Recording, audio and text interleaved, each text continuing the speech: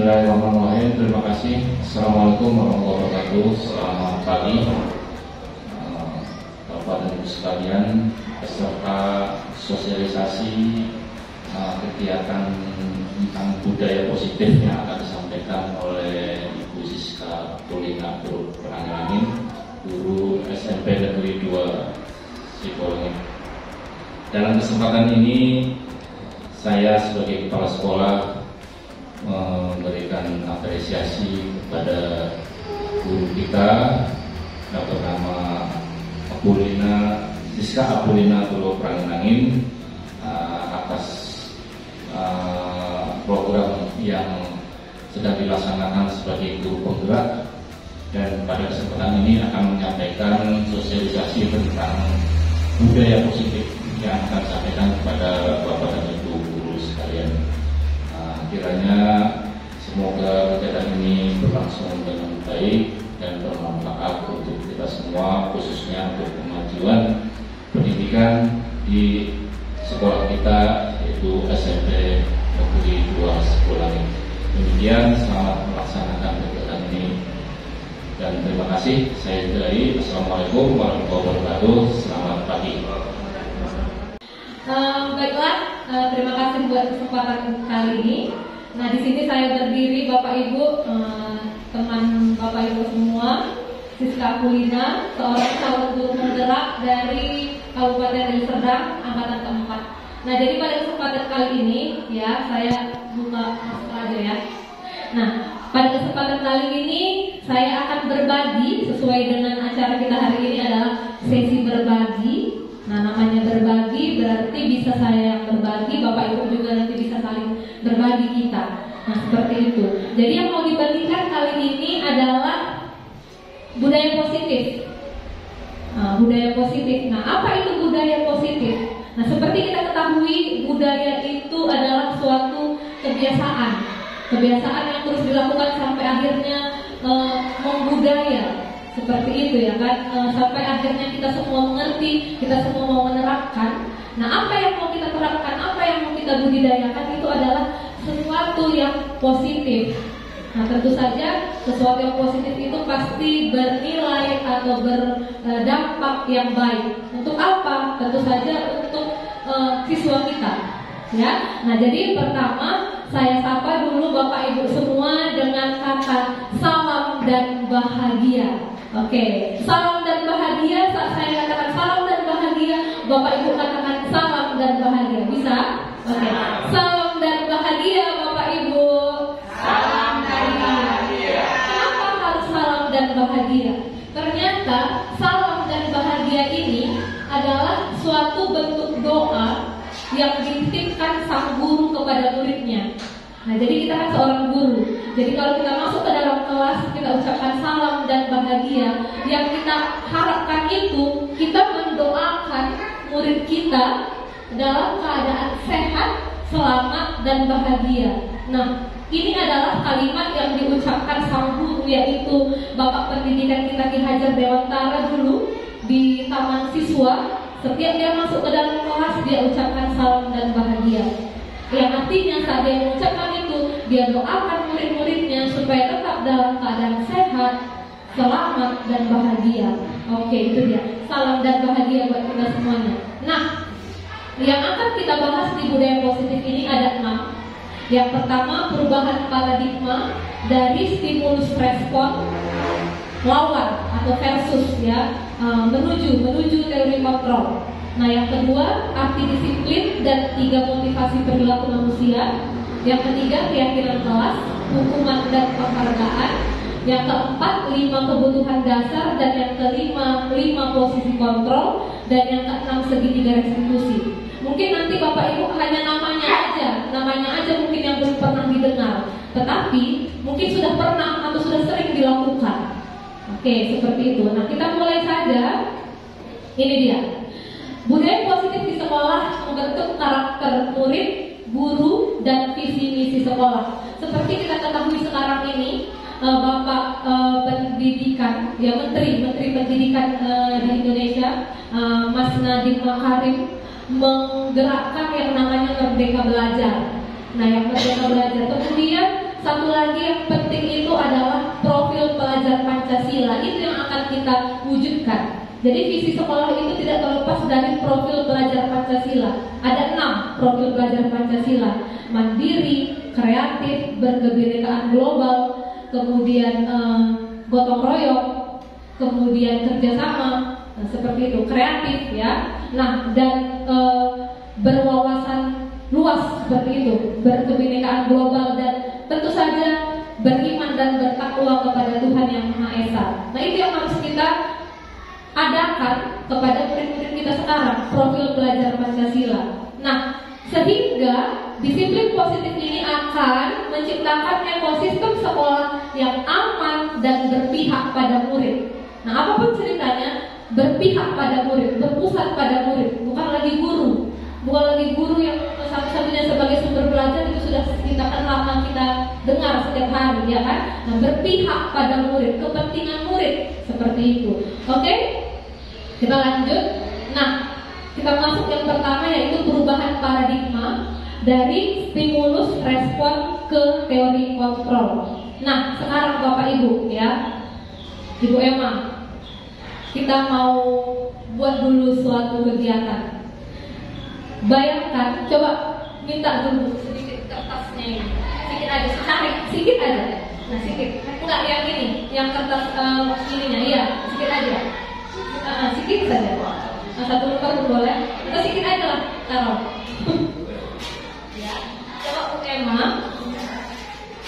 tuliskan, ya, pinjam dulu pulpen ini.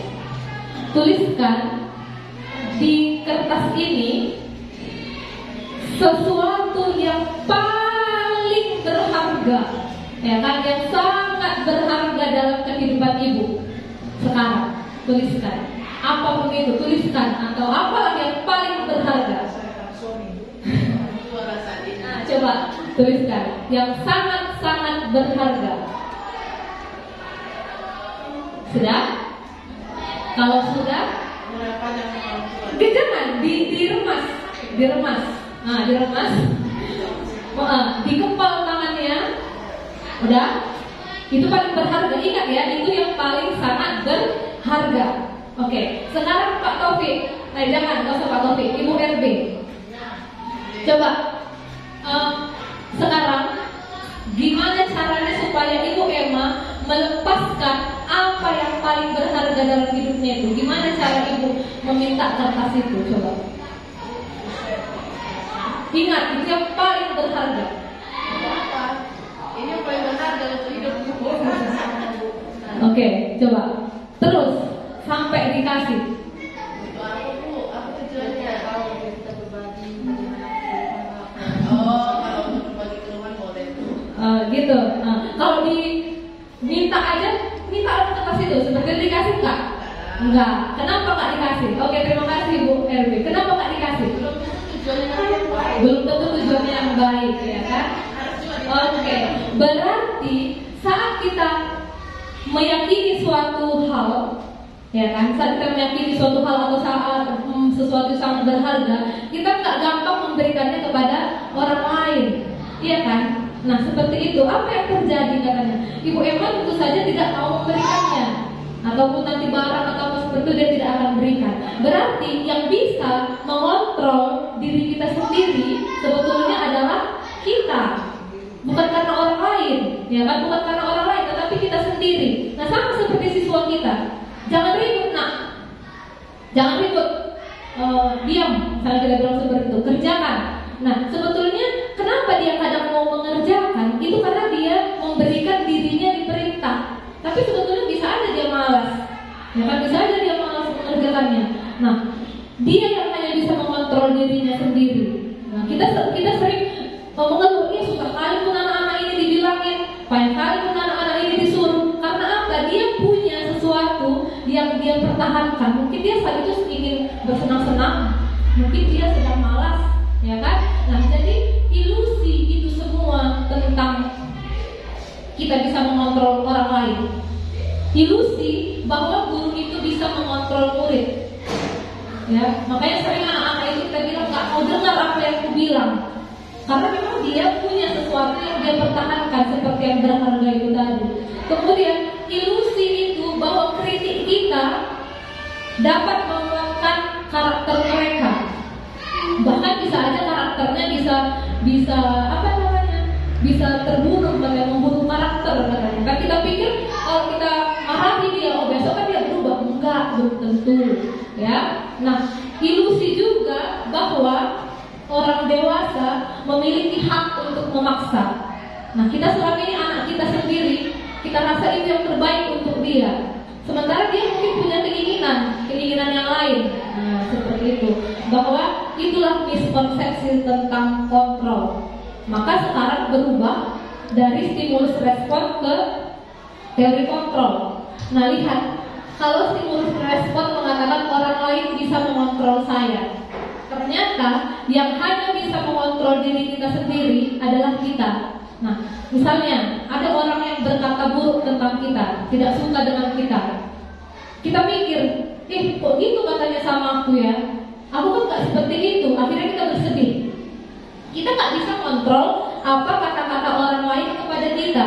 Yang bisa kita kontrol adalah gimana sikap kita menghadapi apa yang dikatakan orang itu. Terserah dia mau bilang apa, yang penting kita harus tetap berpikir positif. Mungkin dia tadi lagi ada masalah di rumah, kita ketemu dengan dia, kita yang jadi kena getahnya, misalnya seperti itu kan. Kita nggak bisa kontrol dia, jangan gitu sama aku, nggak bisa. Tapi kita bisa kontrol diri kita. Aku harus sabar. Mungkin dia tadi mengalami hal yang buruk sebelum sampai di sini. Nah, yang hanya bisa mengontrol diri kita adalah kita sendiri. Kita mau nanti ciptakan siswa itu nanti bisa mengontrol dirinya sendiri tanpa harus selalu kita perintah, kita paksa. Nah, gimana caranya nanti ada kita lihat. Oke, kita masuk ke yang kedua, arti disiplin dan 3 motivasi perilaku manusia. Menurut Bapak Ibu, disiplin itu apa? Disiplin itu apakah sesuatu yang membuat kita merasa terpaksa? Kadang gitu ya, kita mau disiplin tapi kita merasa terpaksa melakukannya. Nah, ternyata kita lihat ini, disiplin itu berasal dari bahasa Latin disiplina, yang artinya belajar.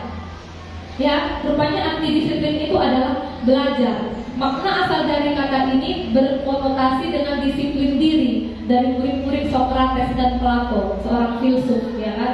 Nah, namun dalam budaya kita, makna kata disiplin telah berubah menjadi yang bercetak biru. Sesuatu yang dilakukan seseorang pada orang lain untuk mendapatkan kepatuhan. Itu yang kita rasa disiplin selama ini. Padahal tadi awalnya disiplin itu intinya adalah belajar, ya. Nah, sehingga disiplin dihubungkan dengan ketidaknyamanan.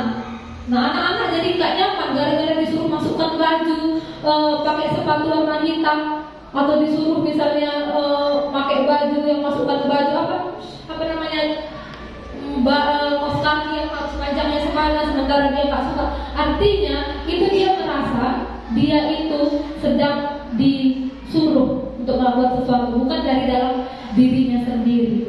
Sementara seharusnya kalau belajar itu datangnya dari dalam diri, ya. Lihat yang pertama, motivasinya. Motivasi eksternal. Eksternal itu berasal dari luar, ya kan? Berasal dari luar. Kenapa? Kita anak itu kadang mau melakukan sesuatu karena ini, apa yang akan terjadi apabila saya tidak melakukannya, katanya. Kemudian yang kedua, motivasi eksternal. Apa yang akan saya dapatkan apabila saya melakukannya? Ada sesuatu yang diharapkannya kalau dia bisa lakukan. Tetapi yang kita harapkan itu adalah yang nomor 3, motivasi internal, ya kan? Jadi dari dalam dirinya sendiri. Seperti itu, Bapak Ibu. Oke. Nah, ini lagi kita kutip satu kalimat dari Ki Hajar Dewantara, katanya, di mana ada kemerdekaan, disitulah harus ada disiplin yang kuat. Merdeka itu artinya tidak hanya terlepas dari perintah, akan tetapi juga cakap buat memerintah diri sendiri. Jadi bukan hanya karena disuruh makanya melakukan sesuatu, tetapi karena memang dari dalam diri kita sendiri. Oke, masih ada semangat ini? Oke ya, kalau nanti kurang ini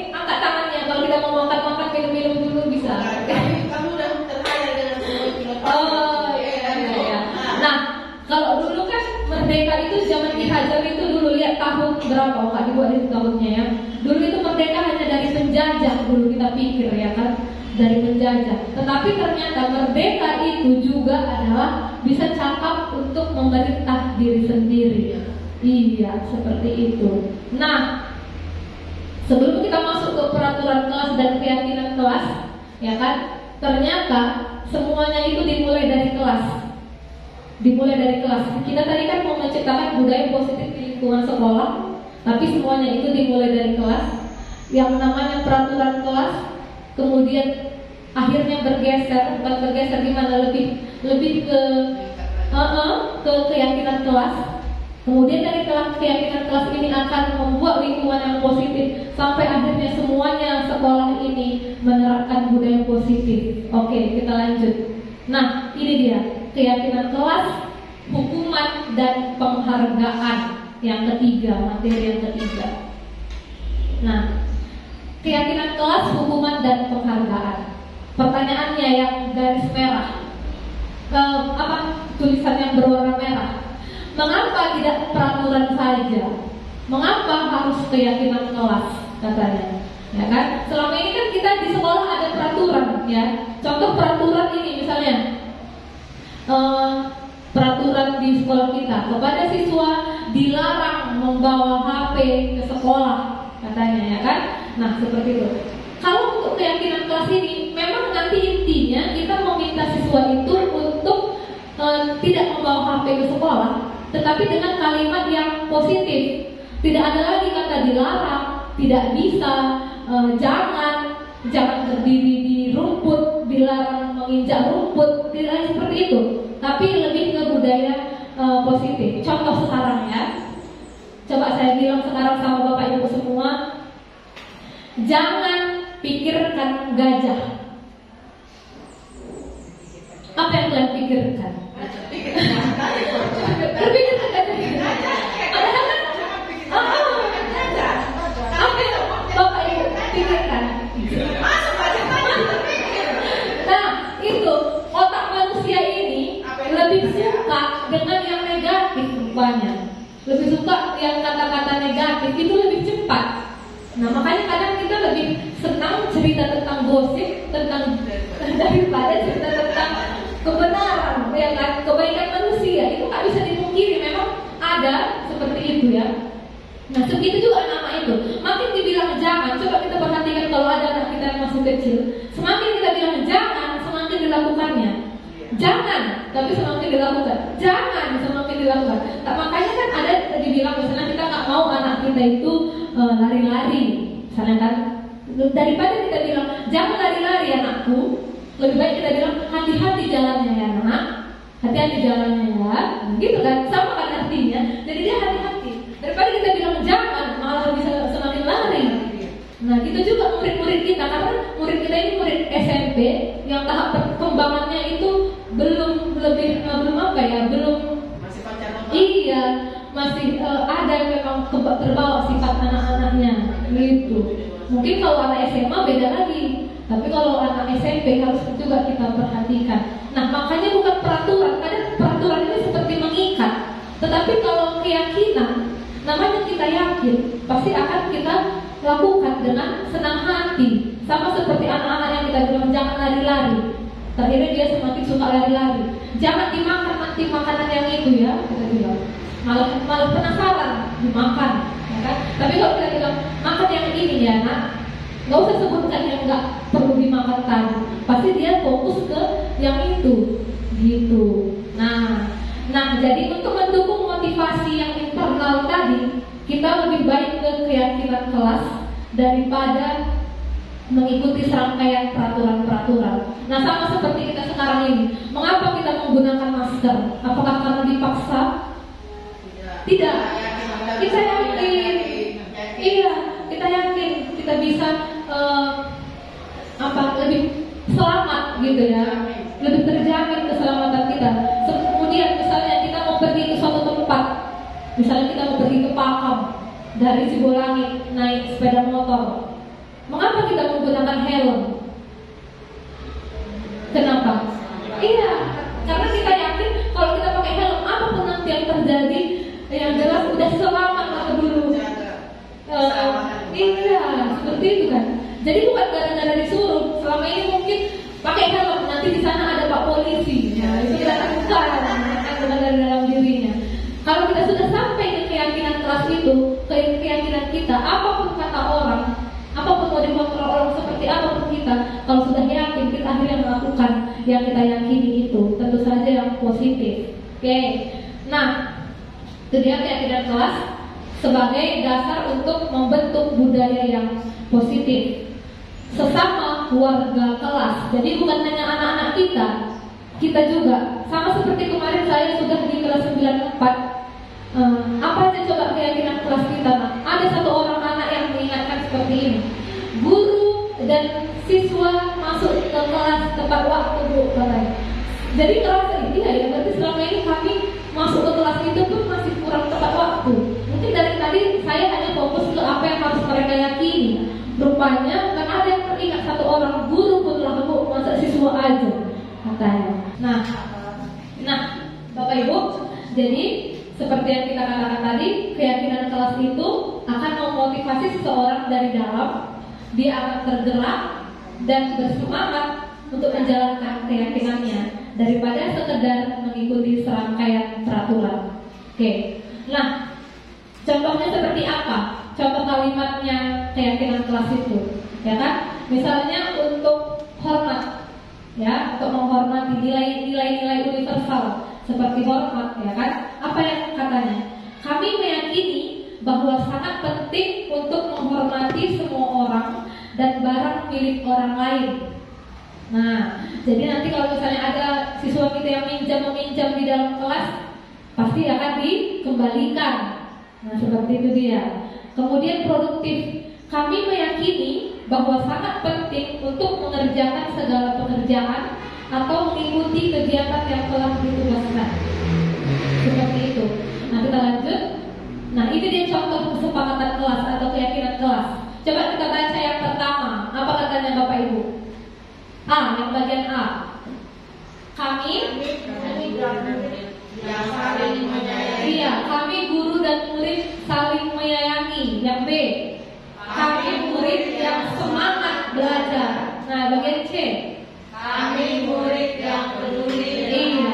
Nah, jadi yang pertama itu nilainya saling menyayangi, yang kedua semangat, kemudian yang ketiga itu peduli dengan teman-teman. Daripada kita bilang jangan ganggu temanmu, lebih baiklah dia meyakini bahwa dia murid yang peduli dengan teman-temannya. Daripada kita bilang kerjakan, belajar, buka bukunya, lebih baik kita bilang mereka yakini mereka adalah murid yang semangat belajar. Nah, seperti itu dia. Oke, jadi ini ya bisa kita bedakan contoh peraturan dan keyakinan kelas atau nilai kebajikan yang akan dituju. Misalnya yang pertama, selalu kembalikan buku ke tempatnya. Berarti kita ingin anak-anak itu menjadi anak yang meyakini bahwa dia orang yang bertanggung jawab. Ya, kemudian daripada kita bilang dilarang mengganggu orang lain, dilarang mengganggu teman, lebih baik dia meyakini bahwa dia orang yang menghormati orang lain. Ya, nah ini misalnya menggunakan masker seperti yang kita bahas tadi. Jadi nilai yang diyakininya dengan dia menggunakan masker adalah dia bisa selamat atau dia bisa sehat. Nah, seperti itu untuk peraturan keyakinan kelas. Nah, sekarang ini tadi kan pembahasannya apa tadi pembahasannya? Bentar ya.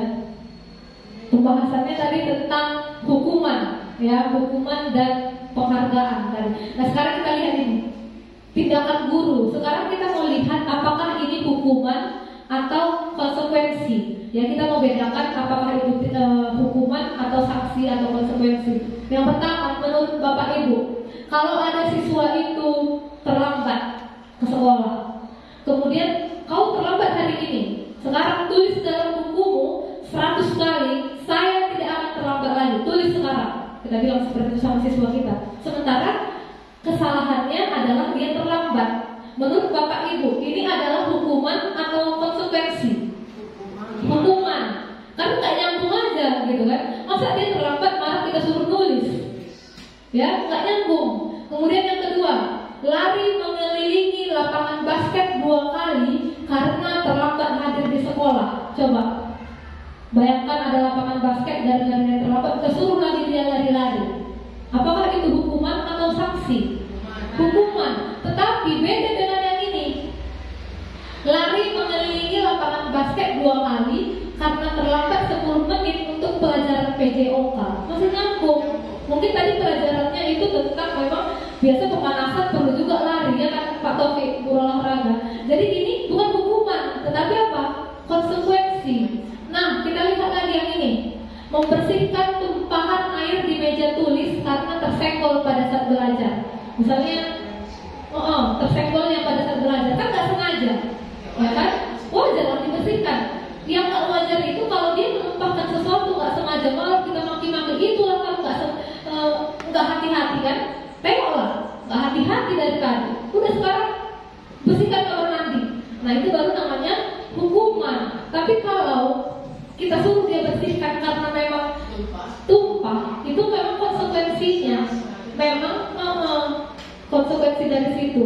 Nah, yang nomor 3, menurut Bapak Ibu, hukuman atau konsekuensi? Iya, push up 15 kali hanya gara-gara dia hanya gara-gara lupa pakai masker. Hukuman. Tapi kalau konsekuensinya mungkin ya kita suruh dia beli masker, itu masih nyambung ya. Cari masker, minta dari TU seperti itu.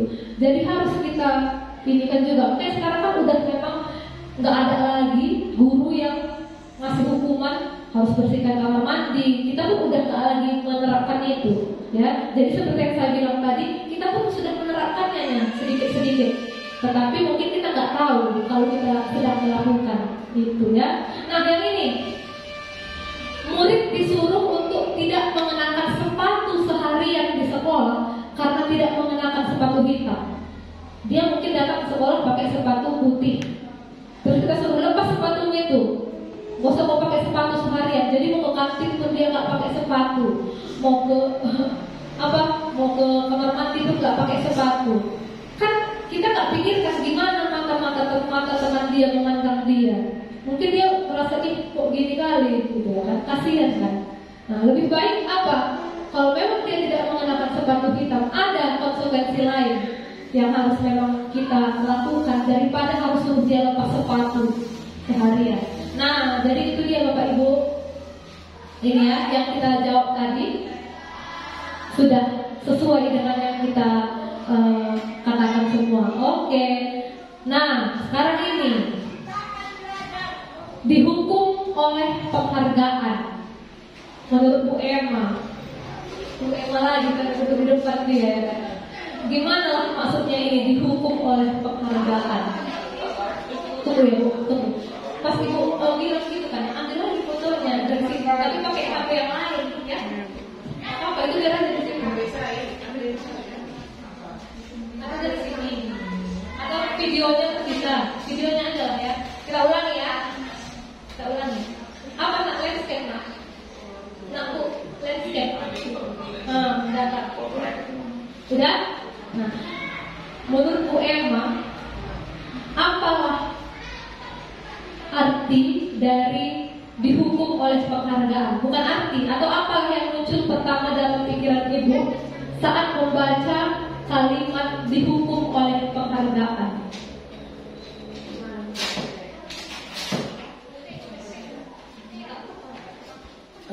Pertama, kalau kita berbicara hukum, tidak mungkin orang yang dihukum itu dikasih penghargaan seperti itu ya secara umumnya ya.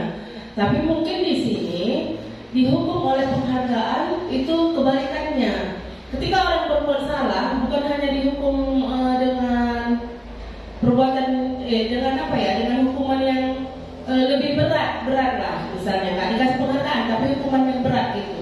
Tetapi ini sebaliknya, mungkin dari sini nanti ada kesadaran dihukum dengan memberikan penghargaan. Artinya itu bisa saja kita kasihkan suatu yang mengingatkan dia, misalnya kalau dia terlambat, ya, terlambat misalnya jika tidak ada jam di kelas itu misalnya, bisa juga kita dihukum kelas itu dengan memberikan jam di dinding kelas, sehingga ketika siswa masuk kita bisa mengatakan, nah lihat nak, jam berapa itu kamu datang. Nah, jadi di situ juga boleh dikatakan dihukum dengan memberikan penghargaan. Nah, hanya ini yang masih bisa saya simpulkan sedikit, Bu. Terima kasih. Terima kasih Bu Emma. Tepuk tangan dulu untuk Ibu Emma. Iya, nah, bisa ya. Nah, saya pun waktu pertama kali membaca dihukum oleh penghargaan. Biasanya kalau penghargaan itu membuat orang merasa gimana? Senang, ya kan? Membuat orang merasa senang. Misalnya lah, saya mendapat nilai 100, kemudian dikasih penghargaan oleh guru saya. Apa perasaan saya di situ? Senang. Tetapi ternyata perasaan senang itulah yang akhirnya dapat menghukum. Menghukum siapa? Bisa menghukum saya, bisa juga menghukum teman-teman saya. Loh, kok bisa? Contoh, ya misalnya saya ini kita semua dalam ruangan kelas, ya kan? Saya diberi nilai 100 oleh guru dan saya diberi tepuk tangan, dibilang beginilah anak yang bagus, beginilah anak yang baik, begini. Nah, kemudian apa tanggapan teman saya di situ? Misalnya lah kalian sebagai teman saya, misalnya ibu-ibu sebagai teman saya, bagaimana perasaannya? Merasa ibu ini kok sampai akhirnya dulu kan ada istilah murid kesayangan. Iya kan? Cuma dia yang selalu disayang. Ya, cuma dia. Jadi kita merasa udahlah, ngapain aku kerjakan itu? Toh nanti si ini yang disuruh. Ngapain aku kerjakan itu? Ibu itu nanti pasti suruh dia ke depan. Udahlah. Nah, itu artinya penghargaan itu bisa merusak hubungan. Sampai akhirnya hubungan saya, anak kesayangan tadi, dengan yang dianggap bukan anak kesayangan menjadi rusak. Kita nggak sadari selama ini gitu kan? Nggak kita sadari itu. Nah, kemudian pengaruh jangka panjang dan jangka pendek itu seperti itu. Contoh saya tadi, sekarang diberi penghargaan, ya kan, karena bisa terus. Nah, sampai suatu saat saya nggak bisa, guru saya tadi nggak lagi menyuruh saya, di situ saya merasa langsung down. Artinya apa? Saya dihukum oleh penghargaan itu, gitu. Penghargaan itu menghukum. Kemudian penghargaan mengurangi ketepatan. Ini dulu pernah saya praktekkan sebelum saya mendengar ini. Saya itu sering buat, ya, kok bisa ditanya juga siswa kita, siapa yang cepat kumpulkan ke depan, 5 orang pertama. Nah, 5 orang pertama, ya kan? Kemudian saya melihat, oh ini orangnya, catat namanya. Dia sering kumpulkan pertama. Akhirnya apa? Orang-orang yang tidak pernah mengumpulkan itu, udahlah, orang-orang itu aja yang itu. Ternyata saya ingat waktu saya zaman SMP dulu, sampai akhirnya saya memberhentikan mengurangi seperti itu. Saya ingat waktu saya SMP, mungkin Ibu Emma kenal dengan guru fisika saya, Pak Sebakti, Pak SKS, ya kan? Dia dulu seperti itu. 3 orang tercepat, katanya kan, 3 orang tercepat. Saya pertama ikut, saya senang. Di pas istirahat saya bilang, gampang tadi begini. Besoknya pas dia buat 3 orang pertama saya nggak ikut itu, dan teman saya yang akhirnya ikut ke depan, saya merasa, ya udahlah, malas sekali ikut. Gitu, rupanya betul. Kita aja yang selama ini lupa. Makanya dulu ada pelajaran juga di modul yang sebelumnya, trapesi usia katanya. Kita diingatkan, membayangkan bagaimana kita dulu sewaktu zaman seperti anak-anak kita ini. Gitu juga mereka. Betul ya? Saya dulu sampai pernah ingat itu, sangat benci dengan seorang guru bahasa Indonesia pada saat itu, ya. Kenapa? Hanya gara-gara apa? Hanya gara-gara saya selalu bawa LKS. Saya orang paling rajin, ya kan, dulu bawa LKS. Ya. Suatu hari saya lupa bawa LKS itu. Pas saya lupa bawa LKS itu, di situ ibu itu bilang, siapa yang nggak bawa LKS ke depan? Ya kan? Dia padahal selama ini saya selalu bawa, tapi pada saat dia suruh siapa nggak bawa LKS ke depan, saya ikut di situ. Bayangkan bagaimana di situ perasaan saya dengan teman-teman yang selama ini nggak bawa, nggak disuruh ke depan, dan pada saat saya nggak bawa, saya bisa Mungkin kita pikir guru selama ini kalau kita suruh anak-anak ke depan itu gara-gara gak mengerjakan PR biasa, itu memang hukumanmu. Itulah kita pikir. Tapi ingat kembali ke diri kita dulu. Kita kan dulu seperti itu. Paling gak suka kita dipanggil guru, misalnya disebut nama kita, malulah kita, gimana ya gak percaya diri, ya kan? Nah, gitu juga. Saya sekarang seperti itu, udahlah. Aku ingat lagi, oh dulu aku rupanya gak suka diginikan ya. Masa aku ginikan lagi anak-anak ini? Cuman yang namanya manusia kadang kan lupa dengan keadaan, ya kan? Mungkin di rumahnya tadi kita nggak bagus, hati kita terbawa-bawa ke sekolah. Nah itu bisalah kita siapkan diri kita.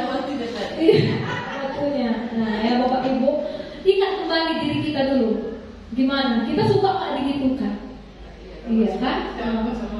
Cuma kadang itu tadi, anak ini memang susah diatur. Enggak, sekarang tidak lagi zamannya menyalahkan anak. Kita lah, bagaimana ya? Memang nggak gampang, tapi kita usahakan. Nah ini, jadi ada perbedaan hukuman dengan konsekuensi. Jadi kalau hukuman itu bilang sesuatu yang menyakitkan harus terjadi, menyakitkan. Kalau konsekuensi ya memang terjadi. Seperti yang tadi, kalau upah ya dibersihkan, ya kan? Nah kemudian membuat anak sakit hati maupun sakit fisik dalam waktu yang lama. Ya iyalah, bayangkan kita nggak kasih dia pakai sepatu. Mungkin ada tadi kawannya malu, teringat dia terus kayak saya tadi masih teringat. Sekarang pun ingat saya siapa nama guru bahasa Indonesia saya itu, gitu. Satu lagi dulu guru Arab Melayu, ya kan? Saya dipukul di depan pakai penghapus kayu itu, dipukul gitu sampai akhirnya saya nggak suka sama ibu itu, gitu. Nah artinya apa? Kita pikirkan aja, kita maunya gimana ya? Kalau aku jadi murid ini, maunya aku seperti apa? Gitu. Jangan hanya karena kita orang dewasa kita pikir yang aku lakukan itu, udah memang yang terbaik bagi dia. Gitu. Tepat diri kita dulu. Itulah. Nah, jadi seperti itu. Nah kemudian kalau hukuman itu anak belajar menyembunyikan kesalahan. Gimana misalnya kayak bawa handphone, ya kan nggak boleh bawa handphone kita bilang, ya kayak mana supaya nggak ketahuan gitu dibuatnya, tetap dibawanya memang, gitu ya. Itu udah bisa lah perbedaan hukuman dan konsekuensi. Oke, nah sekarang kita masuk ke yang keempat, 5 kebutuhan dasar manusia. 5 kebutuhan dasar manusia, ya ada yang pertama cinta kasih atau rasa memiliki dan dimiliki, kesenangan, kebebasan, penguasaan dan bertahan hidup. Itu dia 5 kebutuhan dasar manusia. Oke, nah untuk apa kita ketahui 5 kebutuhan dasar manusia ini? Supaya kita tahu, misalnya lah anak kita ya, anak kita misalnya dia kita lihat ganggu-ganggu kawan, main-main, misalnya ganggu-ganggunya kawannya lah. Kita pikir itu suatu kesalahan, tapi bisa aja dia sedang memenuhi kebutuhannya. Kebutuhan apa? Bisa aja kebutuhan akan kesenangan. Ya memang anak-anak itu saat itu memang mau bersenang-senang, tapi kita suruh itu salah. Nggak bisa gitu kita bilang. Nah contoh lagi, rasa ingin cinta kasih, kan? Cinta kasih misalnya. Selama ini mungkin dia di rumah kurang perhatian. Di sekolah dia cari perhatian. Sering kita bilang gitu kan. Itu pun kita sadari kan. Oh mungkin anak ini di rumah kurang mendapat kasih sayang. Tapi dia nggak tahu gimana cara mengekspresikannya. Jadinya apa? Dia cari-cari perhatian dari guru. Entahkah dia itu berbuat jahat, entahkah seperti apa gitu kan. Jadi kita jangan langsung kita pikirkan ini anak ini nakal. Nggak gitu. Bisa ada kebutuhan yang tidak terpenuhi. Gitu ya. Itulah 5 kebutuhan dasar manusia. Oke, yang kelima 5 posisi kontrol. Ada 5 posisi kontrol. Untuk apa ini? Untuk kalau misalnya kita melakukan misalnya ada anak yang bersalah, kita bisa menempatkan diri kita bisa sebagai penghukum, ya. Kan ada 5 katanya, penghukum, pembuat orang merasa bersalah, teman, pemantau, dan manajer. Yang kita harapkan kita bisa menjadi seorang manajer, bukan menjadi penghukum. Ya, contoh kata-kata penghukum mana tahu selama ini pernah kita lakukan. Misalnya yang kedua, kolom yang kedua, Guru berkata, kalau kamu nggak lakukan, awas ya, rasakan. Nah, kalau pernah kita lakukan seperti itu, berarti kita seorang penghukum. Nah, kalau membuat orang merasa bersalah seperti ini sering saya lakukan. Nah, lihat kata-katanya. Ibu sedih loh kalau kayak gini, nak. Janganlah gitu ya. Ibu kan wali kelasmu. Masa kau nggak menghargai ibu? Jadi kita buat dia seolah-olah dia itu sekarang menjadi orang yang paling bersalah karena keadaan itu. Sering kita gitu. Kita merasa kalau kita lakukan itu anak-anak bisa berubah, padahal enggak. Padahal bukan seperti itu sebetulnya. Tolonglah, kasihanlah sama mama. Misalnya itu kadang kita bilang sama anak kita. Itu sebetulnya membuat dia merasa bersalah. Nah, kemudian teman, ayolah lakukanlah ya, demi saya, demi ibu, ya, demi ibu loh. Nah, itu. Kalau pemantau dia langsung ke peraturan. Apa coba peraturannya tadi? Ya udah lakukan seperti itu, gitu. Nah, tapi kalau manajer dia gini bilangnya, misalnya si anak tadi berbuat kesalahan, ya kan? Misalnya dia tadi mengganggu temannya karena dia butuh kesenangan. Jadi dia mengganggu temannya. Sebetulnya itu kan gak bagus kita rasa, ya kan? Jadi kita bilang gini, coba apa yang kita yakini, nak? Pasti si anak ingat-ingat apa ya keyakinan kelasnya. Oh, keyakinan kelas nomor 1, kami dan siswa saling menghargai, ya kan? Baru kita tanya. Nah, itu kan keyakinan kelas kita. Nah, sementara apa yang kamu lakukan? Kita tanya. Ya bu, gini tadi bu, seperti itu bu. Ya aku kan cuma main-main bu. Nah seperti itu. Sementara yang diajak main-main tadi lagi gak mau main-main, jadi akhirnya bertengkar. Baru kita bilang, nah sekarang apa yang bisa kamu lakukan untuk memperbaiki keadaan ini? Kita pikir sama dia, jangan kita langsung bilang minta maaf. Gak boleh gitu, minta maaf. Jangan, biar dia yang menemukan apa yang seharusnya dia lakukan. Kalau bisa kita arahkan. Nah kita bilang, kamu kan keyakinan kelas kita harus menghargai teman. Sementara kamu gimana tadi yang kamu lakukan sama dia? Iya bu, tarik tadi rambutnya. Gimana perasaannya? Apakah dia merasa dihargai kalau dilakukan seperti itu? Enggak bu. Nah jadi gimana? Apa sekarang? Sekarang dia nggak suka, nggak terima dengan perlakuanmu. Apa yang harus kamu lakukan sama dia? Sampai akhirnya dia bilang apa?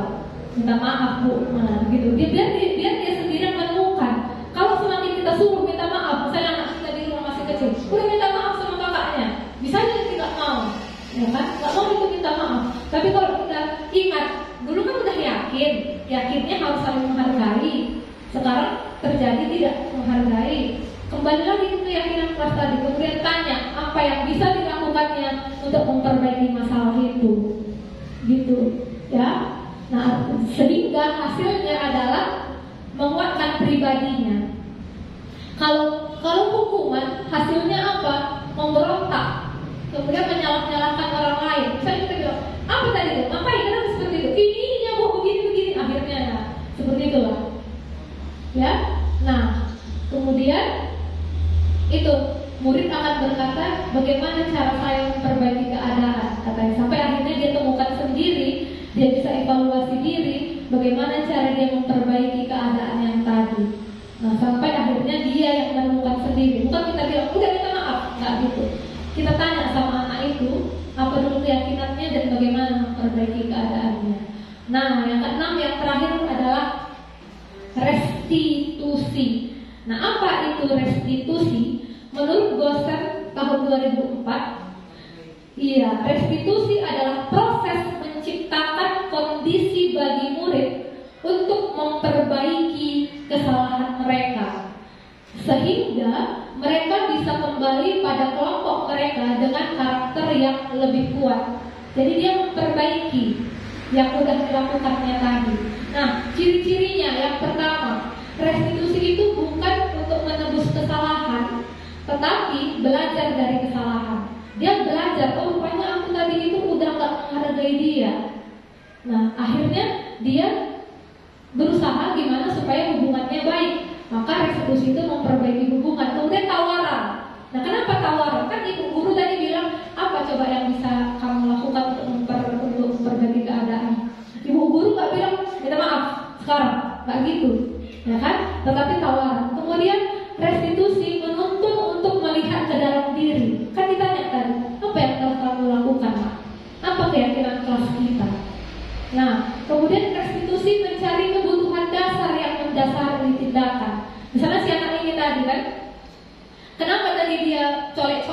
kawannya, tarik-tarik rambut kawannya, mungkin dia lagi butuh kesenangan. Tadi kan ada 5 kebutuhan dasar, salah satunya adalah kesenangan. Kita cari apa rupanya kebutuhan yang tidak terpenuhi, makanya dia lakukan itu. Itu bisa aja mungkin tadi dia cuma senang-senang aja, ya, bukan mau menyakiti, tapi karena memang dia lagi butuh kesenangan, gitu kan. Kemudian restitusi fokus pada karakter, bukan tindakan. Restitusi fokus pada solusi, ya, pada solusi, bukan lagi sampai akhirnya si anak ini pun udah berbaikan, gitu ya, sampai seperti itu. Jadi ada solusinya, ada sesuatu yang baik dari situ. Kemudian restitusi mengembalikan murid yang berbuat salah kepada kelompoknya.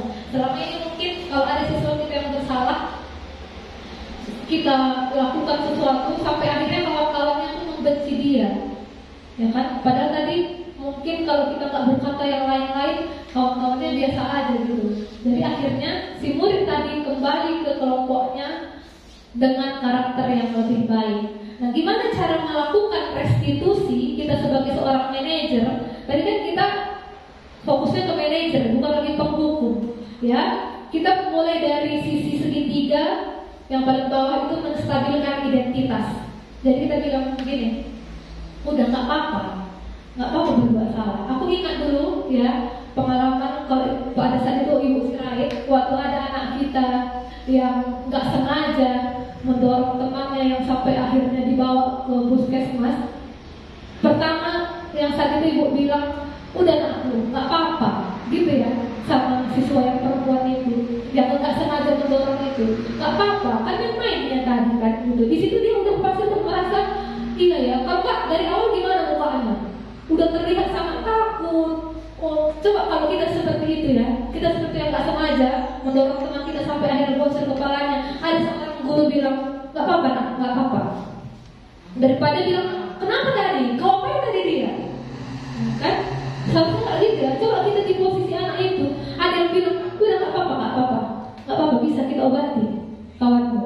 Gimana perasaan dia? Pasti dia pun tenang. Ya kan itu yang kita harapkan. Kita bilang nggak apa-apa. Semua orang pernah berbuat salah, nggak apa-apa. Anak kita pun kan sering kan, misalnya nggak sengaja melupakan apa sesuatu, udah nggak apa-apa nak, nggak apa-apa. Daripada kita makan, udah pun dibilang jangan yang lain, nah gitu. Udah nggak apa-apa. Dia pun kan nggak, gitu ya kan. Cuman bayangkan lagi kalau kita seperti itu. Kebiasaan yang Iya. Makanya nggak bisa cepat. Iya. Nggak bisa cepat. karena udah membudidaya kata-kata ada di mulut itu. Baru setelah itu kita validasi tindakan yang salah. Baru kita tanya kenapa bukan tadi. Jangan langsung kita bilang kau ya main-main aja. Sekarang ditanya kayak mana tadi nak? Begitu kemarin ya. Iya bu, tadi kan begini bu, dia berdiri di sini, begini akhirnya begini katanya. Sampai udah bisa dia menjelaskan. Awalnya tadi takut dia. Kita nampak yang kemarin anak itu kan, takut dia udah merah mukanya. Karena memang dia pun nggak sengaja gitu. Nah, untung aja kita nggak lawan kan, makanya jangan main-main kan. Untung nggak langsung itu keluar kata-kata dari kita pada saat itu. Kalau itu mungkin yang keluar sampai kapan pun rasa diingatnya kita jadi orang yang nggak bagus. Tapi mungkin itu aja bisa nanti sesuatu diingatnya terus. Oh, rupanya berbuat kesalahan itu nggak selalu salah gimana kali gitu kan. Tapi ada kesempatan nanti untuk memperbaiki diri gitu. Nah, setelah itu baru kita menanyakan keyakinan. Apa rupanya yang kita yakini tadi? Kan dibilang, iya bu, memang aku nggak bermaksudnya katanya. Karena aku cuma gininya tadi, gitu. Kita tanya keyakinan kelasnya itu apa? Seperti yang tadi lah kan, harus saling menghargai katanya. Kita tanya, rupanya terjadi tadi nggak saling menghargai. Tapi sampai akhirnya kita suruhlah mereka untuk melakukan apa yang terbaik untuk memberikan solusinya. Nah itu dia namanya segitiga restitusi. Tahapannya seperti ini ya. Yang pertama tadi menstabilkan identitas.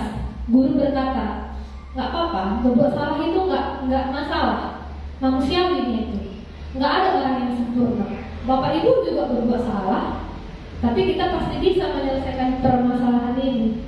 Nah, lihat kan mama-mama yang di atas itu kan, nangis terus, katanya sama anaknya. You are trying again over not nothing, apalah katanya itu. Pokoknya pasti gitu itu. Nangis saja. Tapi coba lihat yang di checklist. Coba gimana? Coba gimana ya kita buat yuk. Gimana? Coba. Gitu kan? Apa maunya apa? Gitu. Ya kan? Itu kita stabilkan dulu identitasnya. Kemudian yang kedua, kita validasi tindakan yang salah. Nah, kita bisa katakan gini, kamu pasti punya alasan kan? Kenapa dari kayak gitu, Mak? Kenapa dari gitu? Nah, kemudian kita bilang, mau nggak cara kita lakukan sesuatu yang bisa main-main tanpa harus jambak-jambakan? Coba ngapain kita? Bisa kan kita main-main sama-sama senang kita? Nggak harus kita tarik-tarik rambut. Nah, gitu kan? Lihat itu yang pertama. Apa katanya? Why do I Iya. Gitu. Gitu, Pak. Mahal kali bahasanya gitu ya. Oke, gitulah. Gitulah itu ya kan. Artinya jangan langsung marah-marah. Kita berasa ini. Kemudian yang ketiga, menanyakan keyakinan. Lihat ya, menanyakan keyakinan. Apa nilai yang kita percayai di kelas? Kelas ideal yang ideal itu seperti apa? Ya kan? Kalau kita lakukan itu, ya kan? Kalau kita lakukan itu 18 tahun kemudian pun diingat anak itu pun kita jadi orang, jadi guru yang memang bisa menyelamatkan dia, gitulah, bukan orang yang selalu menghukumnya. Oke? Nah, sekarang waktunya untuk intervensi 30 detik ini untuk siswa tadi ya, siswa yang berbuat kesalahan tadi. Biarkan dia sambil kita tanya, gimana yuk, bisa kan berbuat lebih baik kita? Kapan kamu siap untuk mulai? Kalau itu tadinya nggak mau dulu pada saat itu minta maaf, kita tanya kapan mau minta maafnya. Karena kalau kita suruh pada saat itu, kalau memang dia nggak mau, tetap juga dia mengontrol dirinya. Nggak bisa kita biarkan dia terpaksa, ya kan? Jadi seperti itu. Nah, itulah dia Bapak Ibu materi kita hari ini, ya kan? Ini kemarin sudah kami buat keyakinan kelas di kelas 83 sesi 2. Jadi ada tanda tangan dari siswa itu juga, kemudian ada tanda tangan dari saya di situ, ya kelas 83. Nah, apa yang kemarin dibuat orang itu? Kami mengucapkan kalimat yang sopan. Kami datang ke sekolah tepat waktu. Kami belajar dengan giat. Kami peduli, katanya. Kami berpakaian dengan rapi. Jadi akhirnya anak-anak itu sendiri nanti bisa melihat kawannya. Apa coba keyakinan kelas kita, katanya. Kalau lihatnya kawannya misalnya nggak rapi, gitu kan? Memang nggak bisa semudah membalikkan telapak tangan ya, nggak bisa. Kebiasaan yang sudah membudidaya dari dulu itu nggak bisa secepat kilat kita ubah. Tapi kalau kita mau terus berusaha pasti bisa. Nah, ini juga ini yang di sesi 1, yang di sesi 2. Oke? Ini kemarin tahap-tahap menyusunnya. Kemudian kalau untuk iya, gitu deh. Kalau untuk dokumentasi praktik restitusi nanti bisa kita lihat. Ini kemarin saya terapkan sama anak kita di kelas saya, si Sony, yang pada saat itu dia melempar sarang tawon yang akhirnya teman-temannya disengat sama tawon itu, gitu kan. Ibu saya tanya kenapa, katanya biar rame. Rupanya berarti memang kebutuhannya pada saat itu adalah kesenangan, ya kan? Bukan dia mau menyakiti, bukan dia mau menyakiti, biar rame, kan lari nanti orang itu. Rupanya dia pun kena sengat juga. Memang seperti itu. Namanya anak-anak katanya kodratnya bermain seperti itu. Kalau kita mungkin sekarang disuruh main-main di lapangan ini nggak mau lagi, ya kan? Iya, ingatlah. Artinya penerimaan. Oke? Terima kasih Bapak Ibu.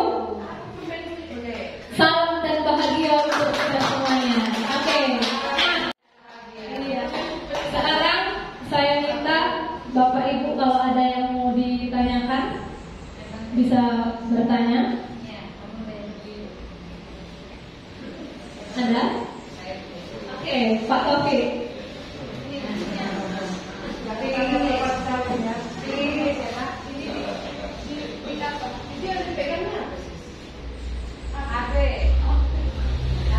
Terima kasih yang saya kepada Ibu Siska Polina.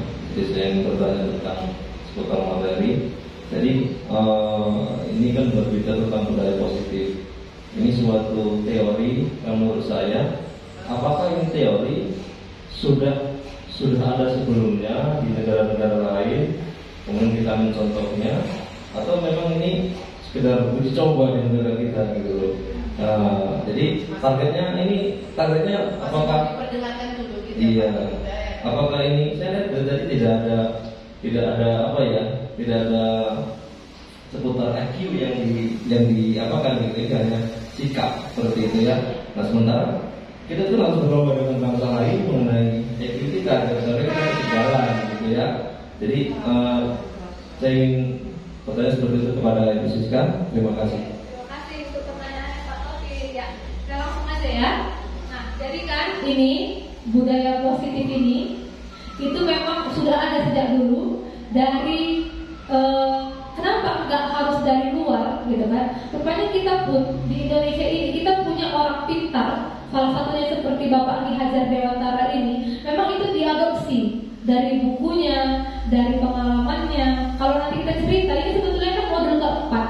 Kalau modul 1 itu tentang filosofi pendidikan Ki Hajar Dewantara. Yang kedua tentang nilai-nilai, yang ketiga tentang visi dan misi sekolah, yang keempat tentang budaya positif. Kalau untuk nanti lebih ke pengetahuan, ke IQ-nya, itu nanti ada lagi namanya pembelajaran diferensiasi. Nah, jadi kita belum sampai situ. Jadi Pak Taufik sudah selangkah lebih maju dia, ya kan? Nah, ya tepuk tangan untuk Pak Taufik. Oke, begitu. Jadi ini Pak khusus untuk masih secara umum bagaimana sikap anak-anak di sekolah gitu. Kalau untuk yang lainnya kali ini kan kami masih di modul yang ini, iya masih disamakan mana guru SMP, SD, SMA masih bergabung. Dan saya tanya dari pengajar praktik, katanya nanti ada lagi pembelajaran itu yang guru SMP aja, itu guru SMA saja gitu.